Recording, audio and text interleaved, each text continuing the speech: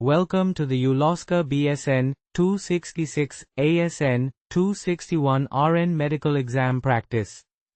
Questions and Answers, your essential guide for achieving nursing excellence. This comprehensive resource is meticulously designed to empower nursing students by enhancing their clinical reasoning, sharpening critical thinking skills, and boosting exam readiness. With over 300 expertly crafted exam-style questions, detailed rationales, and real-world clinical case studies, this guide aligns seamlessly with the latest 2025 standards. To access our BSN 266 ASN 261 RN Medical Exam Practice questions, simply click the link provided in this video's description.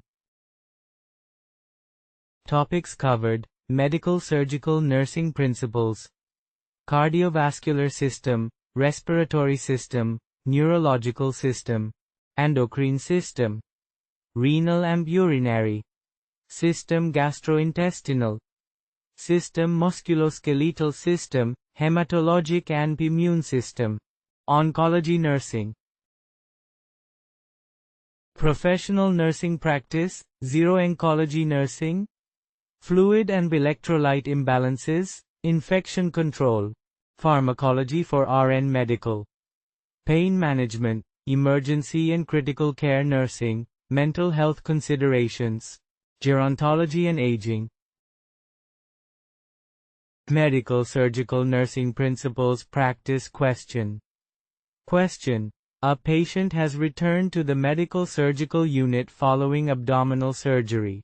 Which nursing action should be the priority during the immediate post-operative period? A. Encouraging deep breathing and coughing exercises.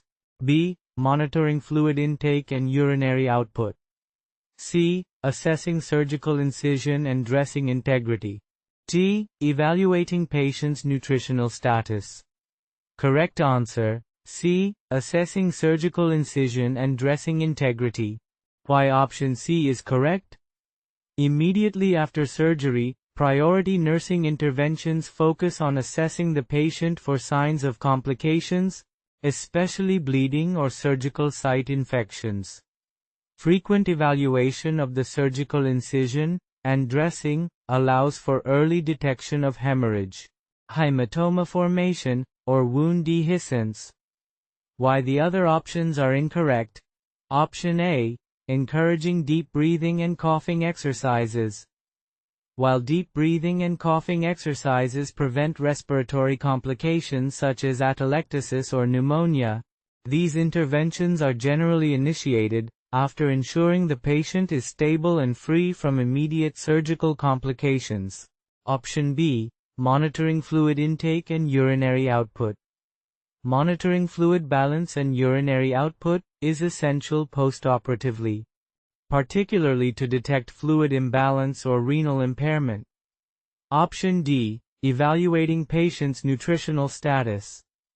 Assessment of nutritional status is vital for long-term wound healing, immune function, and overall recovery.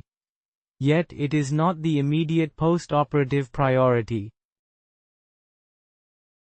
Cardiovascular system practice. Question: a 65-year-old male patient is admitted with complaints of chest pain radiating to his left arm, shortness of breath, and diaphoresis. An ECG indicates an ST segment elevation in leads 2, 3, and AVF. Which of the following complications should the nurse anticipate as a priority concern related to this patient's condition? A. Pulmonary embolism. B. Acute kidney injury. C. Cardiogenic shock. D. Deep vein thrombosis.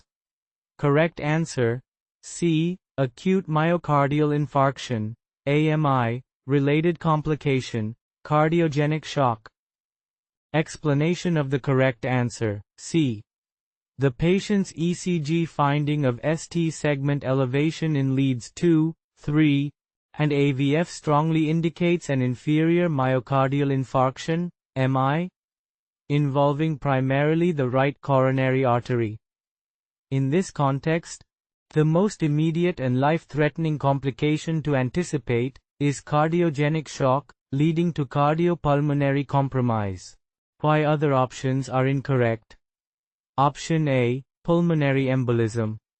While pulmonary embolism, PE, presents with sudden chest pain and shortness of breath, the described scenario and ECG pattern clearly indicate a myocardial infarction rather than PE.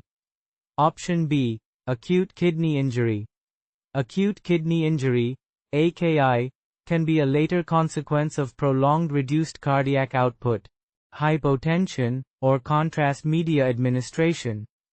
Option D, pulmonary embolism. Pulmonary embolism, PE, is not typically associated with ST elevation in the specific inferior ECG leads 2, 30, and AVF. Respiratory system practice questions. Question 1.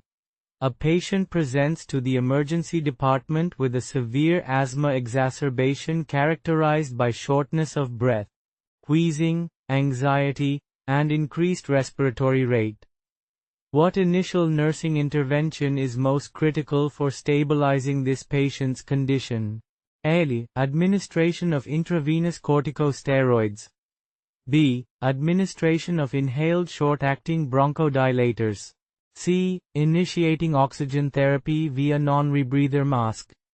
D. Providing patient teaching on asthma triggers.